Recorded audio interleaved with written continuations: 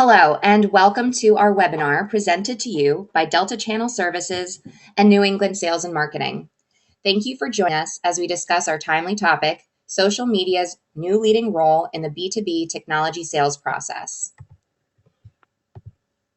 My name is Erin Winterbottom, and I'll be your facilitator today. To thank you for your participation, you are eligible for a free 45-minute custom consultation to address the effectiveness of social media for your situation. We will begin our presentation with brief introductions to the two other voices you'll be hearing today, Warren Winterbottom and Kathy Tito. They'll introduce you to some of what Delta Channel Services and New England Sales and Marketing have to offer, and then Kathy will take us through how to incorporate social media into the technology sales process. Today's presentation will be recorded. Afterwards, there will be a brief question and answer session and the conclusion of our presentation. Please use the chat feature in your GoToWebinar control panel to send in your questions throughout the presentation.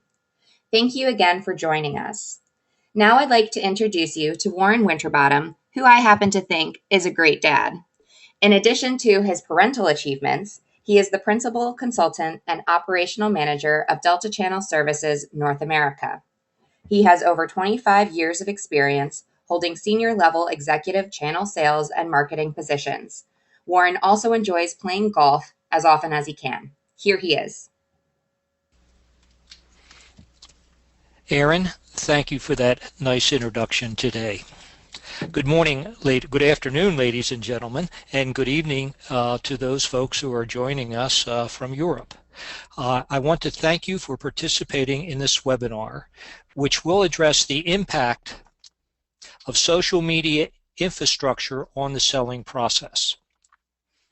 For those of you who may not be familiar with Delta Channel Services, I would like to take this opportunity to introduce you to Delta Channel Services and also the services which we offer in the marketplace. Delta was founded in 1995 to provide channel productivity services and has evolved over the past 17 years into a global management, consulting, and software development facilitator. We have principal offices staffed by directors in Pune, India, London, England, and in the United States of America at Pawleys Island, South Carolina. We also have over 12 associates based in major economic centers, as well as many productivity partners such as New England Sales and Marketing. Our mission is to provide our clients with business development consultation services, which include go-to-market strategies and programs for direct and indirect channels of distribution, as well as providing infrastructure enablement and operational expertise.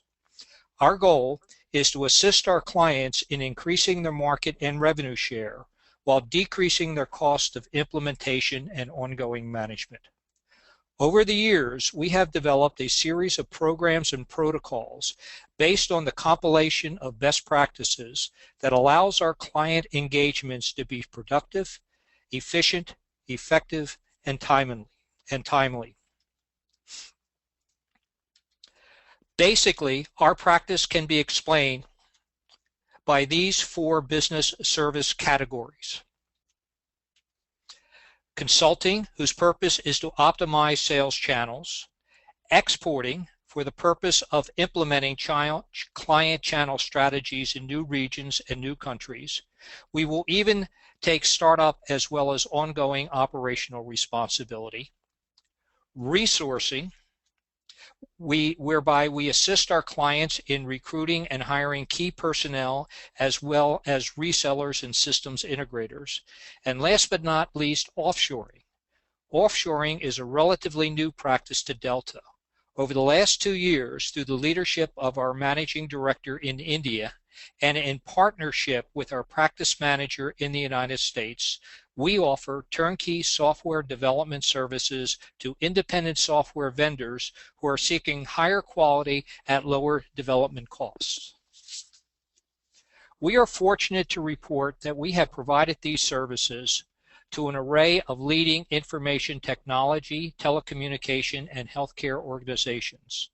Our services are not limited to Fortune 500 companies, of which there are many, but we had and do have successful engagements with mid-market and startup companies.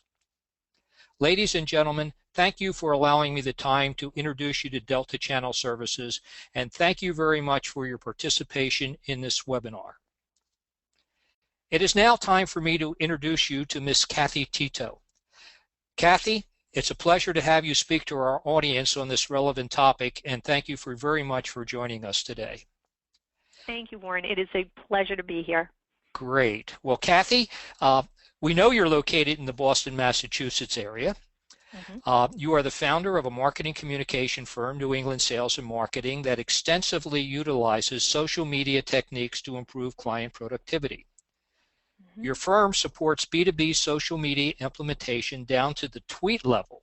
Wow.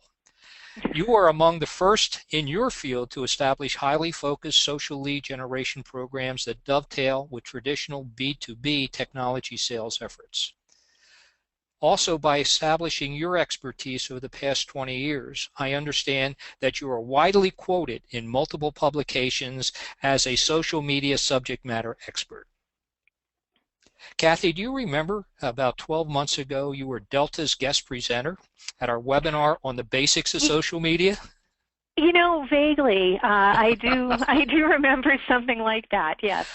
Well, quite frankly, I remember it very vividly, and I remember a few lessons that you shared with us. One lesson was that content is the king and the queen of social media, and that secondly, the tools of social media are nothing more than enablers. That's right.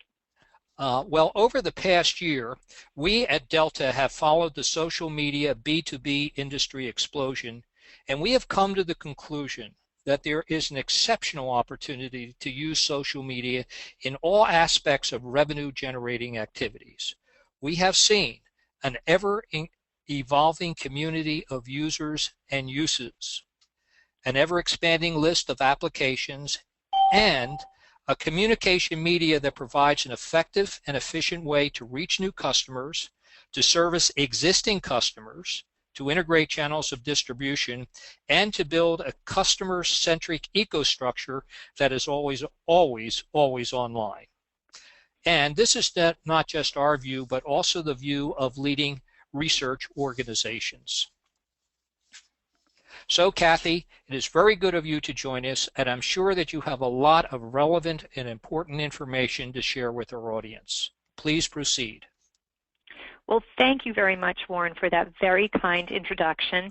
And yes, I do have a lot to share, and I know that we only have so much time to work with, so I do hope that you'll all take us up on our offer to chat offline after the webinar when we can fill you in on more of the juicier details that we won't have time to get into today.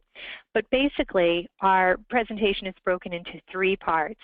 And I thought we'd start with setting some context for where we are today and why 2012, in my estimate and in the opinions of many others, was a hugely pivotal year in the development of B2B social media, specifically for technology sales.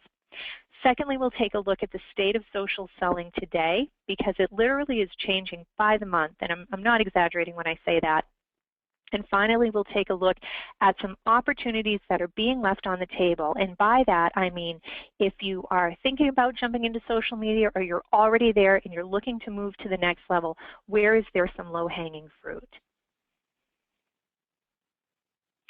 So what was the big deal in B2B social media in 2012? Well, I'll bottom line it in this way. The biggest deal was that more people than ever before were participating. And this meant that regardless of what your role was at your company, everyone suddenly had an incentive to participate because your peers or your constituents could be found there. So more so than in years past, if you're selling B2B technology and you're representing your company as a technologist, as a salesperson, as a marketer, all of the constituents that you want to connect with are now there, with very little exception. you can take social media very seriously for the 6 business practices that we have listed here, which certainly does include buying and selling. And as I've indicated, almost everyone is doing it. And you may be asking yourself, well, who's not doing it? Who's not involved? And I can tell you, I spend a lot of time on the social platforms on behalf of my clients, and there is a little bit of a trend that I've noticed. And this is just one sweeping generalization. But I have noticed that some IT decision makers who have been with their current employer for a very long period of time, and by that I mean 20, 25 years, those individuals may not be participating in social media. And again, that's just a sweeping generalization based on what I see every day. So there's a study out there that LinkedIn and a couple of other partners did called IT Purchasing Goes Social. And there are some really compelling stats from it. And while I don't want to dwell on every one, I do want to point out a couple. Namely, 85% of IT decision makers have used at least one social network for making business decisions. And if you can skip down to number 4, approximately 50% report using social networks during each of the 5 phases of decision making.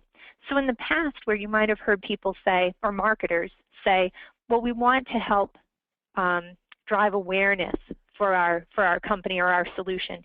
Now, it's a lot deeper than that. And people are not only gaining awareness, but they're evaluating the scope of what they might be purchasing, planning the purchase, looking at product selection, pricing, and implementation. So because their peers are talking about this on social media, they can actually get a very strong grip on what it's going to be like down the road for them should they make a particular purchase decision. And another stat I want to point out, 95%, and this is of IT decision makers, are using LinkedIn for business purposes. Now, that's quite a high number if you think about it. And what they're looking at are the trusted opinions and information from peers, as 58% are leveraging social to learn from their peers. And this is really changing the selling process, isn't it? It absolutely is taking it from a point where your salesperson could traditionally guide their prospect the whole way through the sales process in kind of meter out information that they would give them, only giving them access to certain customer references and case studies, etc. Now that kind of information is much more readily available, and that's a very big deal. So according to a gentleman named Ed Lindy, who has been with IBM for many, many years and has reinvented himself several times over the years, he feels that the biggest challenge for a B2B marketer is getting the salesperson to realize that they have to create their own personal brand online, that they have to be interesting and engaging so people will want to contact them to add value to them as a customer.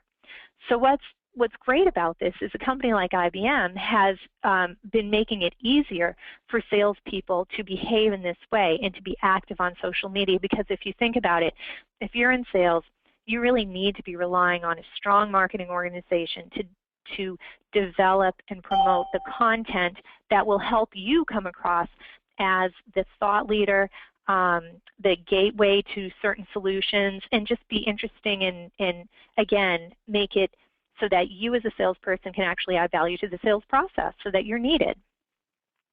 And there are a few other studies here that are kind of echoing our sentiment, Warren, that 2012 was a very big deal year. And if you want to contact us after the webinar, we'll give you access to those URLs so you can check them out on your own. Another thing that's very important is that in 2012, social media actually began to contribute not just to the top of the sales funnel, but really throughout the sales process. And I can speak as a B2B marketer. I've actually reduced my cost per lead for acquiring the attention of B2B buyers lower than it was in years past when I was using more traditional methods. So not only can you literally, and this is something that you couldn't do so much, even as recently as 2011, jump on and start finding your prospects and start qualifying them based on the information they're putting out there on Twitter, on LinkedIn, even on Facebook. So you can begin qualifying them.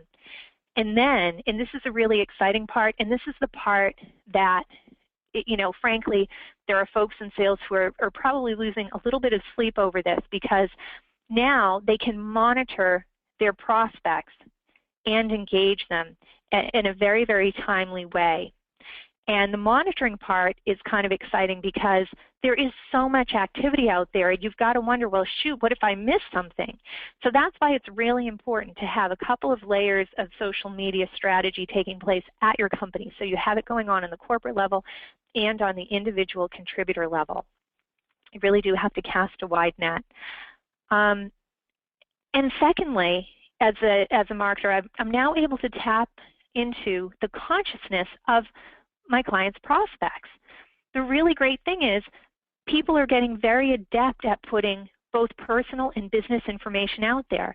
So you can get to know your prospect very, very well. And the other really neat thing is the prospects are representing themselves. Their gatekeepers, if they have them, if they have assistants, are not representing them on social media. Now, I might go so far as to say gatekeepers aren't on social media. They may be, but not in fulfilling their role as a gatekeeper. So that's really exciting. You have a direct line to your prospect. And what that does is takes what historically might have been truly a cold call, where you're calling someone unexpectedly out of context, right? There's no real reason for you to be calling at that particular point in time other than the fact that you have something you want to offer them. And it turns it into a welcome conversation, because if you engage on social media first, you have commonalities that you can rally around, like maybe both of you are going to be going to the same event. Maybe you can collaborate on content together. Maybe you can cross-promote one another's content. And in the process, get to know the needs of your prospect and put yourself in a position to respond with just the best timing. And as you know, in sales, timing is absolutely everything. So just quickly, I want to take a look for a moment at EMC, because they were a great example of a social OEM that really started to get traction in social media very early on. Like a lot of other OEMs, what they were doing is taking advantage of the fact that they had a lot of content they could provide. So this is great. They had new platforms for their existing content. They had easier access to people who could help promote them, journalists, analysts, investors, partners. And they could take all of this and put things together on new platforms at the time, like YouTube. They could become their own little media network. So that's great. That's absolutely great. And a lot of companies did that. And what it did was left a lot of other companies, like their resellers, saying, well, that's really great for EMC, but what about me? What can I do? I don't have those kind of resources, and I don't have that kind of content. Well, that has begun to change. So now a company like EMC can have more meaningful interaction with their partners and more meaningful interaction with their prospects. So what before was being used to push content out there is now more readily being used for engagement. And here's a really great example of how EMC can, and everyone can monitor for sales opportunities. So you see I just grabbed a little clip there from TweetDeck, where we saw a conversation taking place between a gentleman named Lawrence Jones, who had a question for EMC. He was looking to replace his 3PAR with NetApp. Is it worth looking at EMC? And he specifically wrote out to EMC for a response, and he was met with a response. Thanks for considering us. And the person who was monitoring for that tweet handed it over to Dan Wolkenstein, who is apparently the right point of contact. Dan picks right up and says the short answer is yes. Curious why the move? What are you needing or wanting in your next one? So what we have here is a classic handoff that took place in 3 tweets. So now Lawrence is going to get the information he needs to make a decision, and Daniel was served up a fantastic opportunity and a qualified one at that.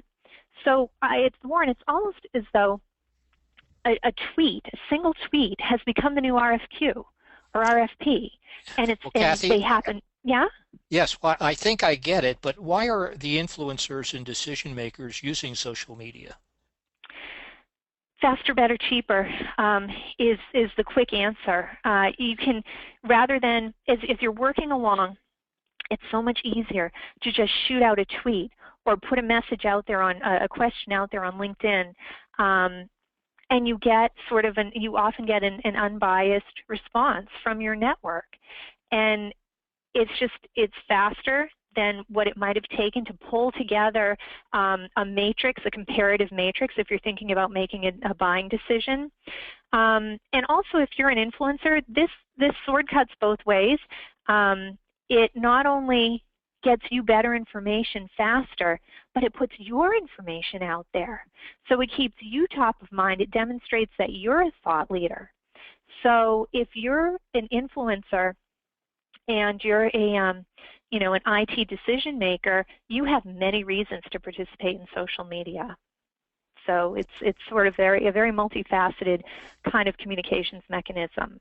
Thank you. Sure. And the great thing is it's easier now to track your opportunities and to track ROI. So now I'm sure that Daniel Wilkenstein is or the person who took Lawrence Jones's tweet is updating some CRM system somewhere with this information. So it's just, social media and social leads and social intelligence like this is just becoming part of the sales process. So before, where the poor marketers out there were saying, no, social media really is great, they were butting up against a couple of really big challenges where B2B social media had a very poor reputation as being difficult to implement and difficult to demonstrate ROI. So now those great marketers who had the foresight to participate in years past now have an opportunity to develop a more controlled process for putting an ecosystem together whereby different people within the organization are involved in supporting their social media strategies.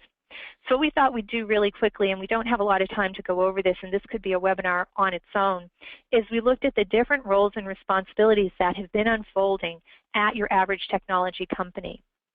Everyone from the CMO to the technologists themselves and the executives can play a meaningful role in their company's social media strategy. And I think that some really great marketers do continue to take the lead. They do continue to put the process in place, and they create or generate the content or can help generate the content that keeps everyone active on social media.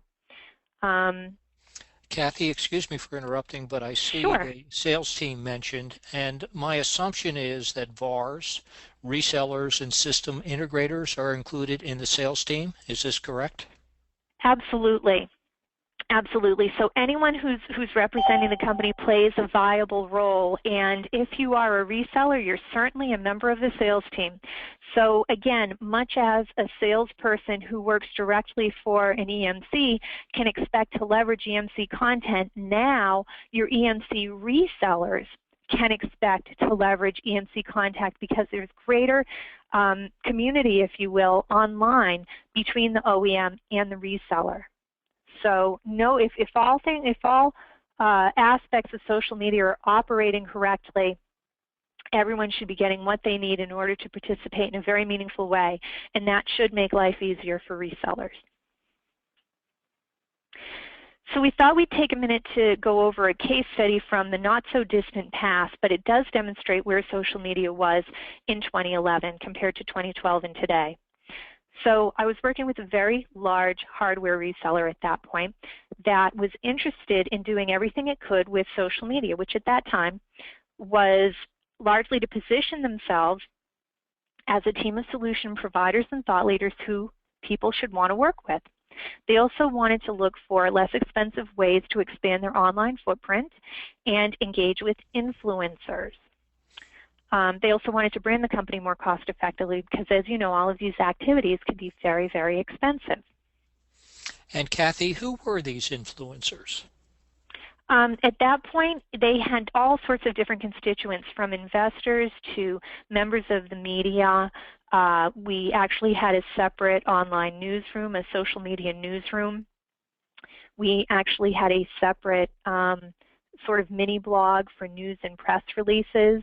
So they had a few different analysts as well. So they had a few different influencers they were interested in developing a relationship with. So what ended up happening is within a fairly short period of time, a little more than a quarter, the marketers, their marketing leadership, worked with the other executives to put a corporate social media policy in place. And we recruited a team of 6, what we called elite bloggers. These were largely technologists who represented the company very well. They were fully trained on the social media policy, and before you know it, we're generating content on a monthly basis. And of course, they were guided on how to do this without turning their schedules upside down. We in marketing work to syndicate the content across a growing network of online properties that were visited by prospects, partners, and the press. And within this period of time, the blogs themselves were generating 4 times more web traffic than the corporate website. And the great thing was there were other business lines within this reseller organization that were interested in following suit. So everyone was quite happy with those kind of results.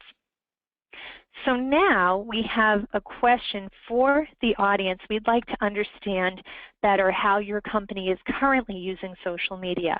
So this is a multiple choice question. Feel free to check off all that apply. And we'll give you a couple of seconds to do that. But we'd just like to know whether or not you're on social media, if you feel that's something corporate takes care of, if you are actively finding net new prospects, if you're interacting with your prospects or customers with social media, and if you're interacting with partners. So let's take a minute to get the results to that.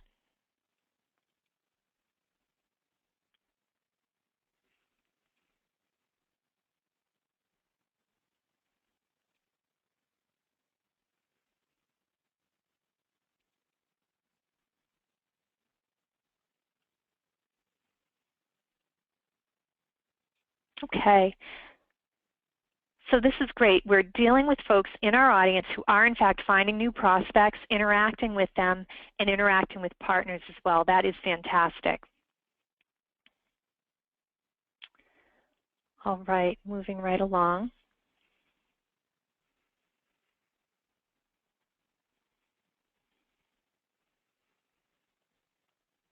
Whoops.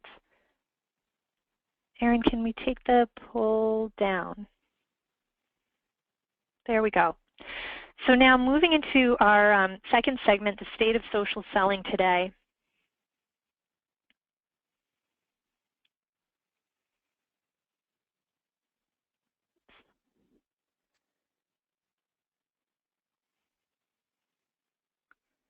There we go. So yes, it is one big party on the social platforms today. We have established that you can immediately begin to meet your prospects on LinkedIn and Twitter at the very least, if not Facebook as well. You can monitor for buying signals. You can begin to fill your sales pipeline and really basically participate in every aspect of the sales process. We want to go back to something that we put out a little red flag on, Warren, about a little over a year ago for the channel ecosystem. We wanted to remind people that if they needed help with their social media, remember to use organizations and resources that are familiar with the B2B technology sales process, because in the past we had folks who were kind of more generic resources, folks in PR or marketing that really didn't have that B2B experience. And remember, we were kind of preaching that B2B and B2C are very different from one another, and they are. So that was our big warning, was, you know, make sure that if you need help with social media, that you're essentially buying your resource from a relevant place. Now, the red flag I'd like to put up this year, it may be a little bit harsh to say that they're the new snake oil salesman, but it is something to watch out for. Tools. Tools upon tools upon tools. Remember that the platforms themselves are tools. The platforms themselves, Twitter, Google+, Facebook, all of them are tools, and they do come with their own analytics, and they do come fairly easy to use out of the box. So I'm not saying avoid every possible tool out there. There are some like Hootsuite and TweetDeck that are just absolutely fantastic. But then there are others that you won't actually derive any value from. So if you want to talk about that with us offline, feel free to. So I thought we'd move into a more recent case study. That's more 2012, 2013. And this gets to our point earlier about how decision makers have moved into social media.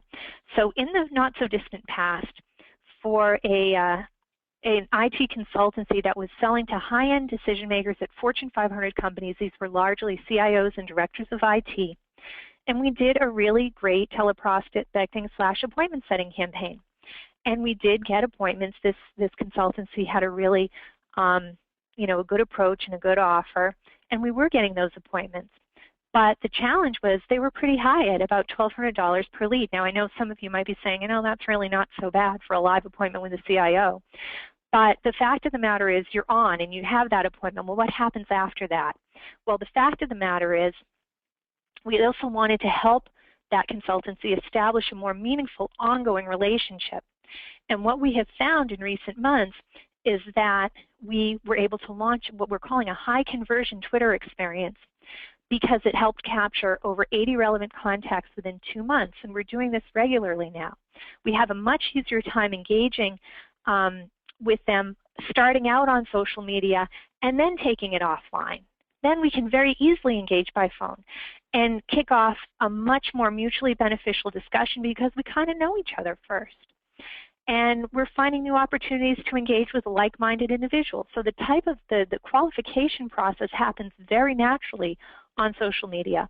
And we can take advantage of this, or at least this company is, to grow a professional consortium. They've decided that it would make sense to have a specialized community, or what we sometimes call a tribe. And this is not just a social media group, this is not a LinkedIn group, but a group of professionals that kind of see things the same way. And this is all something that is being facilitated by social media. Kathy, was this initiative outsourced or staffed by in-house resources? Well, the answer is both. So in-house resources were sort of the stars of the show. It's largely their content and their principles that we're talking about on social media. And then the third party came in to really help get the process in place and really work it as a lead generation program, just like you would any traditional lead generation program, and hand off those new opportunities and figure out how to best leverage them. And so it was both. Okay, and now we're moving on to another question for the audience. We'd like to know, at what level are you networking via social media? So are you using it to meet and engage with new contacts? And by that, we mean in real life, not on the platform itself. Or are you just connecting with people on the platform like Twitter or Facebook or LinkedIn and maybe following each other, but then it kind of drops off after that? Or are you not really finding that your network is growing via social media? So if you could just select one of the three, that would be great.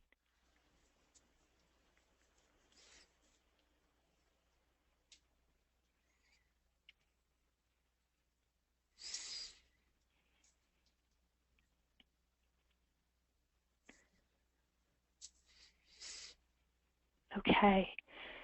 Excellent. Everybody's using it to meet and engage with new contacts. It's really nice. So I hope that means that we're developing some great sales opportunities that way.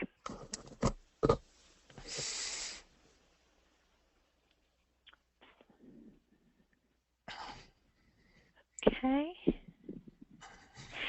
And now we're going to start to wrap up with our final segment, and those are opportunities that are being left on the table.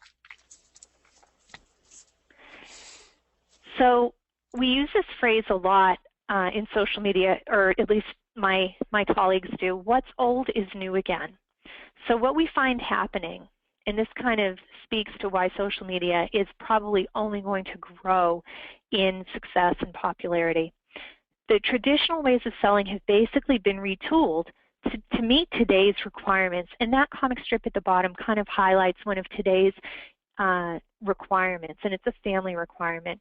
So more and more, as children grow up, they're engaged in very time-consuming activities, and naturally both parents are expected to participate, and it seems that gone are the days when one parent could go off and play golf all day with a prospect, or especially, either during the week or on a weekend.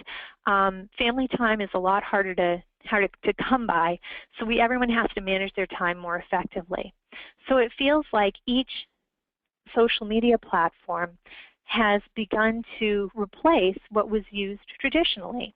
And that's not to say that the items on the right don't take place anymore. They certainly do. But social media has really helped people do their jobs more quickly and effectively.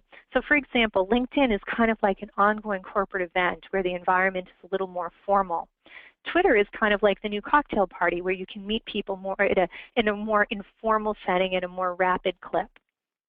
Facebook is sort of the new golf course whereby you can kind of show people not only your, both your business side and your personal side. Skype or GoToMeeting are great tools for making sales calls, as is video in some ways. But video and blogs are a great way to get content out there that might historically have been put into a book or a white paper.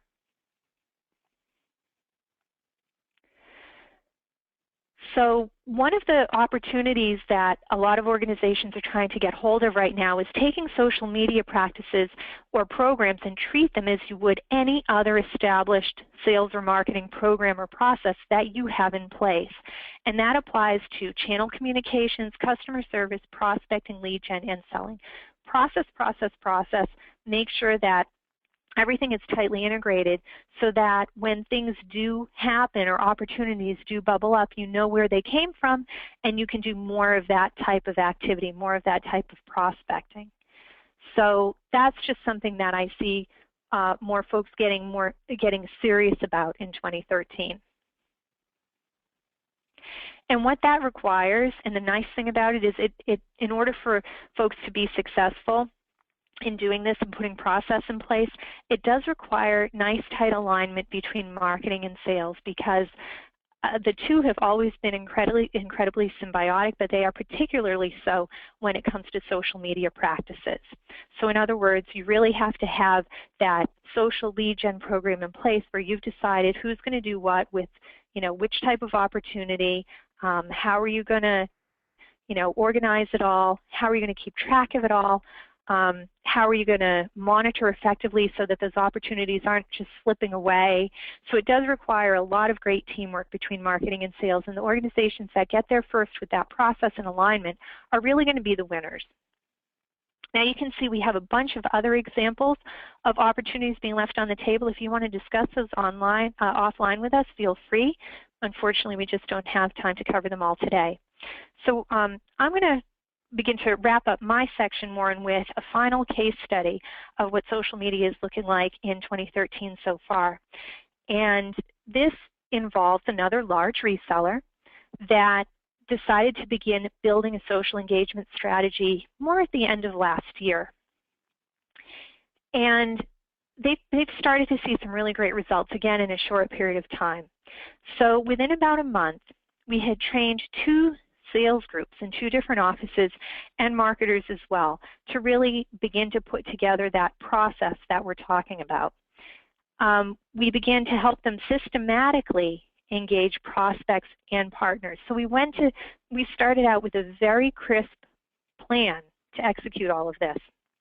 Within a quarter, we were actually developing a growing database of social engagement opportunities, meaning we had put a process in place where we had A leads and B leads. A leads are those that we encourage the sales team to act on fairly immediately, or very immediately in some cases, and B leads, which were more geared toward more strategic opportunities that marketing could act on. And so what's happened is all of this activity has transitioned into a true accepted lead generation program and a method of ongoing communication with their partners and prospects and customers. And Kathy, if I may interrupt, a question for you. What were the drivers for this social engagement strategy? Well, timing had a lot to do with it. It was just becoming the conventional wisdom that among the sales team in particular and the marketers that there was a sort of mission critical amount of partners and prospects and customers who were participating in social media, and they really felt that it was time to have an organized way to adapt to that. So it was about timing and just seeing your peers or your sought after targets really participating and saying, hey, you know what, we need to start communicating with everyone in this way. I see. Well, thank you very much, Kathy. I noticed during your presentation that you placed a lot of emphasis on process as a key component of a successful social media strategy. I would also like to share with the audience that both of our firms follow a process to ensure that our clients achieve their productivity objectives. We focus on analyzing, planning, enabling, managing, and evaluating. As an example, we at Delta, during the enabling phase of an engagement, implement specific tactics and infrastructure to minimize risk and exploit opportunities. I also see that during this phase of enablement, your firm focuses on balancing corporate resources and external contributions as well as training. Would you care to elaborate on these activities? And then if we have time, we can take questions and answers from our audience. Yeah, absolutely, Warren. I think it's, you've really said it, that we have a very similar approach to taking up, in my case, the social media process. So for example, to look at enabling really quickly, one of the most important things to do is to figure out who is going to do what, and it is critical to balance those corporate resources with what you're going to be getting from any sort of external contribution. And it was interesting, as you know, when we started to look at our respective processes, and we saw, hey, this is kind of exactly the way we both approach it. So if anyone has any questions about how we apply this to social programs, certainly feel free to ask. Well, good, Kathy, thank you. And Aaron, do we have some time for a question or answer or two? We absolutely do. For our first question, this is from Sharon, and she'd like to know if telemarketing can be completely replaced by social media marketing.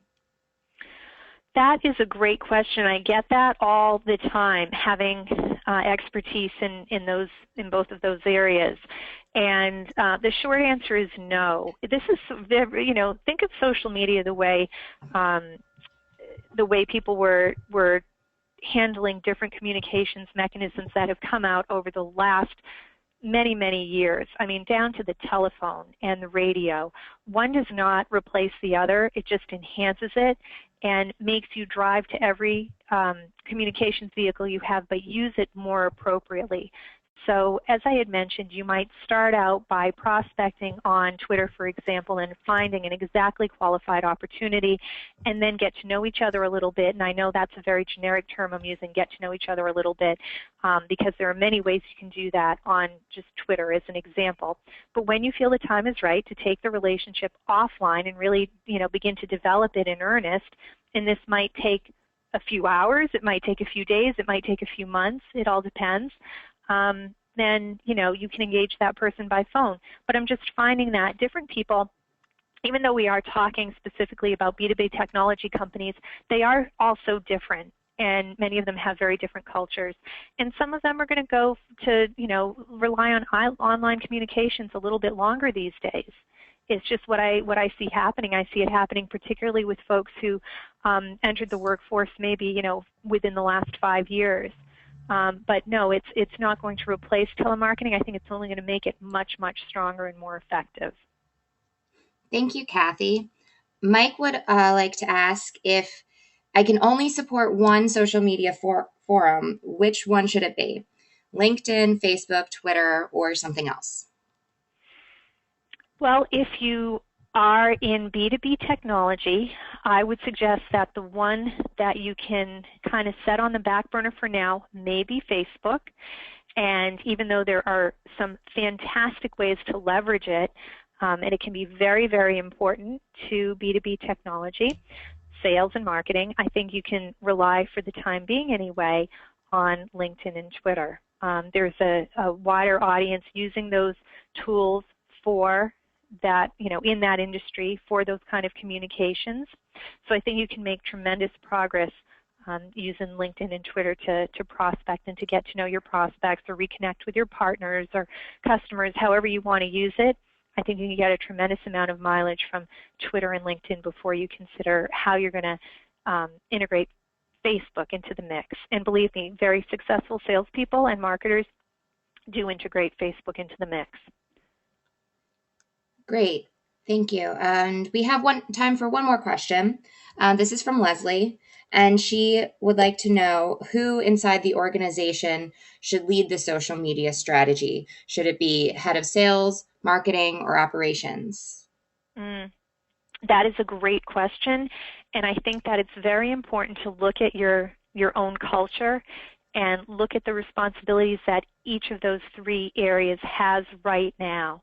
So in other words, if you find that a lot of your, let's just think about it as using social for lead gen.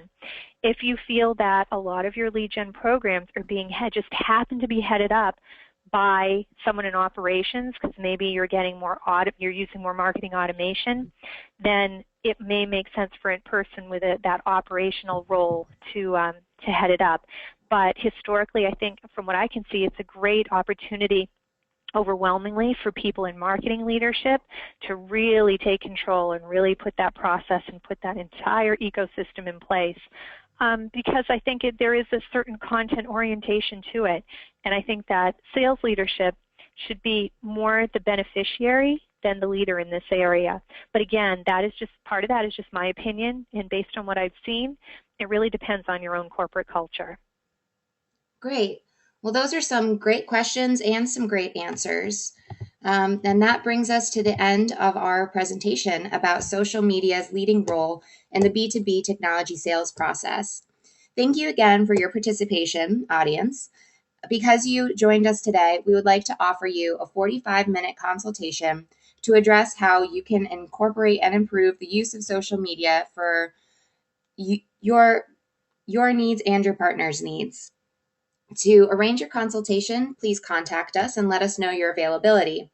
You can email us Warren at warren.winterbottom@deltachannels.com, and Kathy is ktito at newenglandb2bmarketing.com. Today's presentation was recorded and will be available to re-watch and share on YouTube. Please join us for our next webinar, Introduction to BOT, Build, Operate, and Transfer Offshoring, on Wednesday, March 27th at 1:30 p.m.